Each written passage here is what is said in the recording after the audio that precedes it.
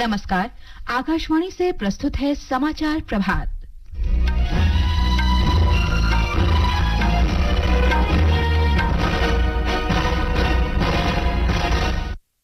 लोकसभा चुनाव के 7वें और अंतिम चरण में 7 राज्यों और 1 केंद्र शासित प्रदेश के 57 निर्वाचन क्षेत्रों में मतदान जारी। प्रधानमंत्री नरेंद्र मोदी, अनुराग सिंह ठाकुर, रविशंकर प्रसाद और मनीष तिवारी सहित 904 उम्मीदवार मैदान में। असम में बाढ़ की स्थिति गंभीर, 11 जिलों में 3 लाख से अधिक लोग प्रभावित। मौसम विभाग ने कहा, हरियाणा, दिल्ली, पंजाब, राजस्थान, उत्तर प्रदेश, उड़ीसा, बिहार और झारखंड में आज भी भीषण गर्मी जारी रहेगी। और अमेरिका ने गजा में संघर्ष समाप्त करने के लिए हमास से इजराइल के नए प्रस्ताव को स्वीकार करने का अनुरोध किया। समाचार प्रभात के साथ मैं फरहत नाज। लोकसभा चुनाव के 7वें और अंतिम चरण के लिए मतदान कुछ देर पहले शुरू हो गया है। इस चरण में 7 राज्यों और 1 केंद्र शासित प्रदेश की 57 लोकसभा सीटों पर वोट डाले जा रहे हैं। इसमें उत्तर प्रदेश और पंजाब की 13-13, पश्चिम बंगाल की 9, बिहार की 8, उड़ीसा की 6, हिमाचल प्रदेश की 4 और झारखंड की 3 तथा केंद्र शासित प्रदेश चंडीगढ़ की 1 लोकसभा सीट शामिल है। इसके साथ ही उड़ीसा में विधानसभा की शेष 42 विधानसभा क्षेत्रों में भी मतदान हो रहा है।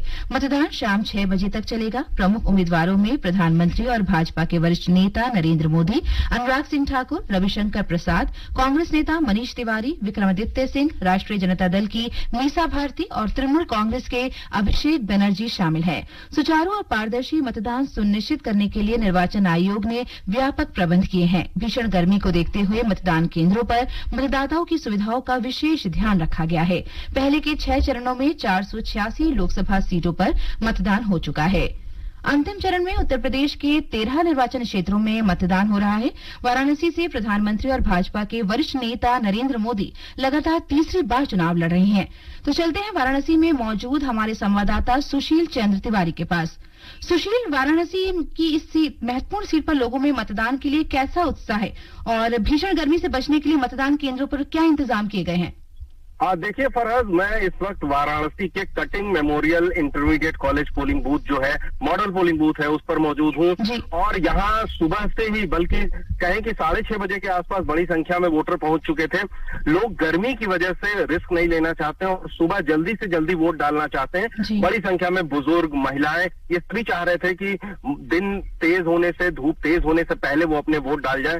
कई लोगों से मेरी बात हुई। इंतजाम यहाँ पर चुनाव आयोग ने बहुत जबरदस्त किए हैं। हीट वेव को लेकर के सभी जगहों पर, वाराणसी में खास तौर पर जितने भी पोलिंग बूथ हैं, सब पर टेंट लगे हुए हैं, कुर्सियां रखी हुई हैं ताकि लोग वोटिंग करने से पहले, अपनी बारी का इंतजार करने से पहले या आने के बाद जो है वो वहां पर इंतजार कर सकें, शेड में बैठे, धूप न लगे। पीने के पानी, ठंडे पानी, घड़े और उसके साथ साथ नींबू और मिश्री और गुड़, इन सब चीजों का इंतजाम किया गया है ताकि किसी भी तरीके से गर्मी जो है वो मतदाताओं को किसी तरीके से प्रभावित न करे। अगर आप यहाँ की बात करें वाराणसी की, तो यहाँ पर प्रधानमंत्री है, तीसरी बार चुनाव मैदान में। उनको तीसरी बार मुकाबला जो है वो अजय राय से है, जो कि कांग्रेस और समाजवादी पार्टी गठबंधन के प्रत्याशी हैं। 13 सीटों की बात करें तो इसके साथ ही दुद्धी विधानसभा जो है वहां पर उपचुनाव भी हो रहा है, जो कि सोनभद्र जिले में आती है। और दुद्धी और रॉबर्ट्सगंज विधानसभा, ये 2, रॉबर्ट्सगंज जो है वो सोनभद्र की जो लोकसभा है उसका नाम है।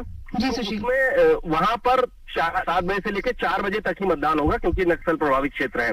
इसके अलावा सभी जगह शाम 6 बजे तक मतदान होगा और बड़े सुचारू तरीके से, शांतिपूर्वक तरीके से मतदान हो रहा है। जी सुशील, बहुत बहुत धन्यवाद आपका जानकारी देने के लिए सुशील। और अब सीधे चलते हैं पंजाब, जहां पर 13 सीटों पर कुल 328 उम्मीदवार मैदान में हैं। और जालंधर से हमारे संवाददाता मौजूद हैं शिशु शर्मा शांतल। शिशु, मतदान शुरू हुए 1 घंटा बीत चुका है। ऐसे में लोगों में लोकतंत्र के इस पर्व को लेकर कैसा उत्साह देखने को मिल रहा है? देखिए, लोगों में बहुत उत्साह है। मैं इस समय जो जालंधर लोकसभा क्षेत्र का नॉर्थ सेगमेंट है उसके 38, 39 और 40 नंबर बूथ पे हूँ। तो यहाँ सुबह ही जो लाइनें लग गई हैं, 7 बजे से पहले ही लोग यहाँ पहुंच चुके थे। और लोग चाहते हैं कि वो गर्मी जो बढ़े, गर्मी तो है लेकिन गर्मी बढ़े उससे पहले पहले अपने मताधिकार का उपयोग कर लें। तो यहाँ पे लोग खुलकर आ रहे हैं और अपने मताधिकार का उपयोग कर रहे हैं। जी। और उड़ीसा में 6 लोकसभा सीटों के साथ 42 विधानसभा क्षेत्रों में मतदान हो रहा है। आइए जानते हैं। ओडिशा में 6 लोकसभा और 42 विधानसभा क्षेत्रों में लगभग 1 करोड़ मतदाता आज 10,882 मतदान केंद्रों पर अपने मताधिकार का प्रयोग करते हुए 460 उम्मीदवारों के राजनीतिक भाग्य का फैसला करेंगे। गर्मी के बावजूद मतदान केंद्रों पर सुबह से ही लंबी कतारें देखी जा रही हैं और पहली बार मतदान करने वालों में काफी उत्साह है। भीषण गर्मी के बीच चुनाव आयोग ने मतदाताओं की मदद के लिए हर मतदान केंद्र पर आशा कार्यकर्ताओं और स्वयं सेवकों को तैनात किया है। सभी मतदान केंद्रों पर पीने के पानी, ORS, शेड और उपचार की व्यवस्थाएं की गई हैं। भुवनेश्वर से प्रकाश दास की रिपोर्ट के साथ समाचार कक्ष से मुकेश कुमार बल। वहीं बिहार में 8 लोकसभा सीटों के साथ भोजपुर जिले अरियाव विधानसभा सीट पर उपचुनाव भी हो रहा है। इस समय पटना में हमारे संवाददाता धर्मेंद्र कुमार राय मौजूद है। धर्मेंद्र, भीषण गर्मी को देखते हुए मतदान केंद्रों पर किस तरह के विशेष प्रबंध किए गए हैं और यहाँ ग्रामीण क्षेत्रों में कैसा उत्साह देखने को मिल रहा है? धर्मेंद्र जी, आज जो पिछले 2 दिनों से जो भीषण गर्मी पड़ रही थी, थोड़ा सा सुधार आज देखने को मिला है जी। तो जो कई हिस्सों में उत्तर बिहार के बारिश हुई है तो उसका असर देखने को मिला है। और ग्रामीण क्षेत्रों की बात करें तो मैं इस वक्त जो है बख्तियारपुर में हूँ। पटना साहिब संसदीय क्षेत्र का एक मतदान केंद्र है जी। और मैंने कई ग्रामीण क्षेत्रों में जो है मतदान केंद्रों का भ्रमण किया तो सुबह से ही लंबी लंबी कतार देखने को मिल रही है। ग्रामीण क्षेत्रों में लोगों में जो लोकतंत्र का जो उत्सव है उसको लेकर काफी उत्साह है। लोग जो गर्मी है उससे बचने के लिए पहले ही मतदान करने के लिए पहुंचे हुए हैं। बुजुर्ग मतदाताओं की भी अच्छी खासी तादाद दिख रही है जी। और जहाँ तक गर्मी से बचने के लिए उपायों की बात करें तो चुनाव आयोग ने हर जो है मतदान केंद्र पर पेयजल की व्यवस्था करने और मेडिकल की व्यवस्था करने के निर्देश दिए हैं। वहीं जो मौसमी फल विक्रेता है जो है उन्हें भी जो है आज जो है छूट दी गई है। वे इन संसदीय क्षेत्रों में जहां पर आज वोट डाले जा रहे हैं अपने बिक्री कर सकते हैं। इसके अलावा जो एम्बुलेंस है और अस्पतालों को अलर्ट पर रखा गया है ताकि किसी भी स्थिति आपात स्थिति से निपटा जा सके। जी धर्मेंद्र, महिलाओं में कैसा उत्साह देखने को मिल रहा है यहाँ पर? जी बिल्कुल बिल्कुल। पिछले जो 6 संसदीय क्षेत्रों में चुनाव तरह जो 7वें चरण में भी उत्साह देखा जा रहा है। कई मतदान केंद्रों पर हमने देखा कि महिलाएं अपने छोटे छोटे बच्चों को भी लेकर वोट डालने पहुंची हैं और उनका जो कहना था कि पहले वोट डालना जरूरी है, बाकी दिन भर के जो है काम बाद में होते रहेंगे। जी बिल्कुल। तो ये एक समर्पण देखने को मिला लोकतंत्र के का जो महापर्व है आज के दिन। एक बड़ा संदेश है अन्य मतदाताओं के लिए कि वो भी घर से बाहर निकले और जो है वो भारी संख्या में मतदान करें। चलिए, बहुत बहुत धन्यवाद धर्मेंद्र आपका इस जानकारी देने के लिए। और अब चलते हैं हिमाचल प्रदेश, जहां पर लोकसभा की 4 सीटों के साथ 6 विधानसभा सीटों पर उपचुनाव के लिए वोट डाले जा रहे हैं। रितेश कपूर हमारे संवाददाता वहां पर मौजूद हैं। रितेश, आप इस समय कहाँ हैं और मतदान के लोगों का कैसा उत्साह देखने को मिल रहा है? रितेश, तकनीकी खराबी की वजह से रितेश से हमारा संपर्क टूट गया है। और अब आगे बढ़ते हैं। प्रधानमंत्री नरेंद्र मोदी ने लोकसभा चुनाव के 7वें और अंतिम चरण में सभी मतदाताओं से बढ़ चढ़कर हिस्सा लेने का अनुरोध किया है। उन्होंने आशा व्यक्त की है कि विशेष रूप से युवा और महिला मतदाता रिकॉर्ड संख्या में मतदान करेंगे। प्रधानमंत्री ने लोगों से वोट डालकर लोकतंत्र को अधिक जीवंत बनाने का आग्रह किया है। तो रितेश जो है वो जुड़ गए हैं हमारे साथ फिर से। तो रितेश, इस समय बताइए आप कहाँ पर हैं और मतदान के लिए लोगों का उत्साह कैसा है? देखिए, इस समय मैं हमीरपुर संसदीय क्षेत्र के राजकीय प्राथमिक केंद्र पाठशाला हमीरपुर में मौजूद हूँ। और इस मतदान केंद्र की खास बात यह है कि केंद्र जो है बहुत दिव्यांगों द्वारा संचालित किया जा रहा है पूरी तरह से, जो कि लोकतंत्र में सभी की भागीदारी का एक बहुत बेहतर उदाहरण भी है। तो यहाँ पे देख रहा हूँ मतदान शुरू हुए अभी 1 घंटे का समय हो चुका है लगभग। और सुबह 6:30 बजे जब मैं यहाँ पे आया था तभी मैंने देखा था कि यहाँ पे मतदाताओं की बहुत लंबी लंबी कतारें जो थी वो यहाँ पे लग गई थी। और इससे ये लगता है कि हिमाचल के लोगों का जो उत्साह है मतदान के प्रति वो बहुत ही हाई है। और फर्क मैं आपको ये भी बताना चाहूंगा कि हिमाचल का अब तक का ये इतिहास रहा कि हर चुनाव में मतदाताओं ने बढ़ चढ़कर भाग लिया और मतदान प्रतिशत जो हर चुनाव में बढ़ी है। तो अगर मैं 2019 के चुनावों के मतदान प्रतिशत की बात करूं तो वो 72% थी, जो 2014 के मुकाबले में 8% ज्यादा थी।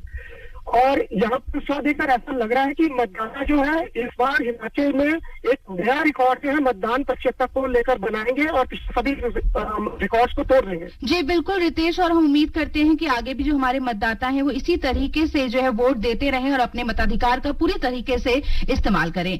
धन्यवाद रितेश ताजा जानकारी देने के लिए। और अब आगे बढ़ते हैं। भाजपा अध्यक्ष जगत प्रकाश नड्डा ने कहा है कि एग्जिट पोल में हिस्सा न लेने का कांग्रेस का निर्णय इस बात की पुष्टि करता है कि उसने लोकसभा चुनाव के नतीजों को पहले से ही स्वीकार कर लिया है।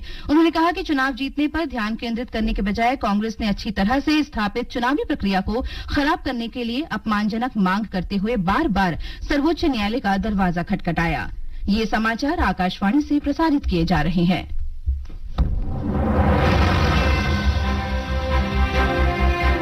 लोक निर्णय 2024 देश का पहला और सबसे विश्वसनीय प्रसारक आपके लिए ला रहा है दुनिया के सबसे बड़े लोकतंत्र के चुनावी परिणामों पर आधारित एक विशेष कार्यक्रम। 4 जून सुबह 7 बजे से रात 10 बजे तक मतगणना के पल पल की खबर। जानिए कौन है आगे कौन पीछे, हर सीट से सटीक जानकारी, कौन हारा और किसने बाजी मारी।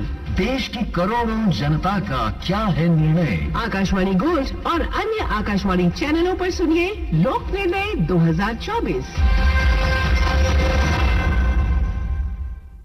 समाचार प्रभात में आपका फिर स्वागत है। असम में बाढ़ की स्थिति गंभीर है। बाढ़ के कारण 6 लोगों की मृत्यु हो गई है। रेमल चक्रवात के बाद लगातार बारिश के कारण प्रमुख नदियों का जलस्तर बढ़ने से 11 जिलों में लगभग 3.5 लाख लोग प्रभावित हुए हैं। बाढ़ प्रभावित जिलों में 148 राहत शिविर और 39 राहत वितरण केंद्र खोले गए हैं। बचाव और राहत के लिए एनडीआरएफ और एसडीआरएफ की टीमों को भी तैनात किया गया है।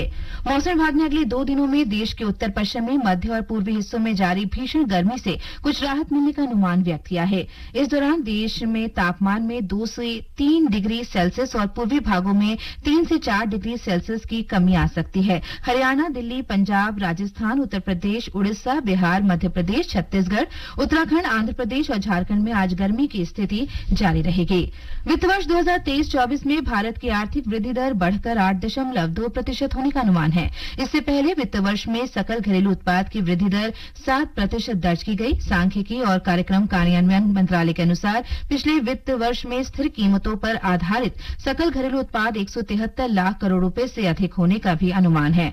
प्रधानमंत्री नरेंद्र मोदी ने कहा है कि भारतीय अर्थव्यवस्था में मजबूती गति दिखाता है। श्री मोदी ने कहा कि ये वृद्धि इस बात का उदाहरण है कि भारत वैश्विक स्तर पर सबसे तेजी से बढ़ती हुई अर्थव्यवस्था है।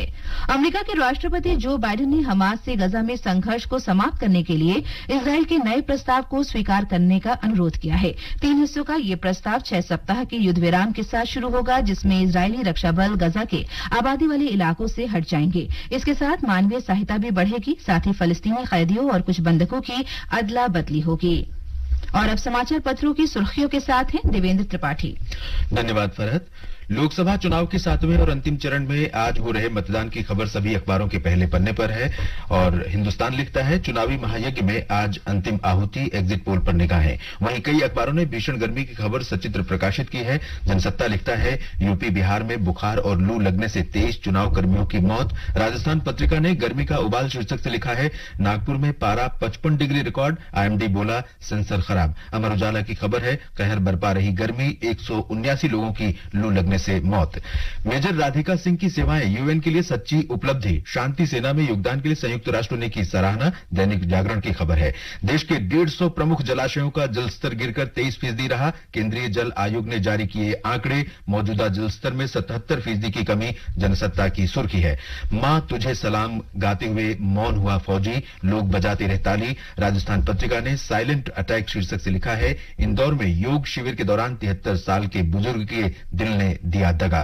ताबड़तोड़ क्रिकेट के महासंग्राम का आगाज, अमेरिका वेस्टइंडीज में क्रिकेट के महासमर का पहली बार आयोजन। कल सुबह पहला मुकाबला खेला जाएगा। हिंदुस्तान की खबर है डायबिटीज पर भारत में सबसे बड़ा शोध, परिवार में शुगर हिस्ट्री तो 40% लोगों को 35 से पहले ही बीमारी का खतरा, 18 की आयु से ही जांच बेहतर। दैनिक भास्कर ने यह खबर आंकड़ों सहित प्रकाशित की है। धन्यवाद देवेंद्र। और अंत में मुख्य समाचार एक बार फिर। लोकसभा चुनाव के 7वें और अंतिम चरण में 7 राज्यों और 1 केंद्र शासित प्रदेश के 57 निर्वाचन क्षेत्रों में मतदान जारी। प्रधानमंत्री नरेंद्र मोदी, अनुराग सिंह ठाकुर, रविशंकर प्रसाद और मनीष तिवारी सहित 904 उम्मीदवार मैदान में। असम में बाढ़ की स्थिति गंभीर, 11 जिलों में 3 लाख से अधिक लोग प्रभावित। मौसम विभाग ने कहा, हरियाणा, दिल्ली, पंजाब, राजस्थान, उत्तर प्रदेश, उड़ीसा, बिहार और झारखंड में आज भी भीषण गर्मी जारी रहेगी। और अमेरिका ने गजा में संघर्ष समाप्त करने के लिए हमास से इजराइल के नए प्रस्ताव को स्वीकार करने का अनुरोध किया। इसके साथ ही समाचार प्रभात का ये अंक समाप्त हुआ। नमस्कार।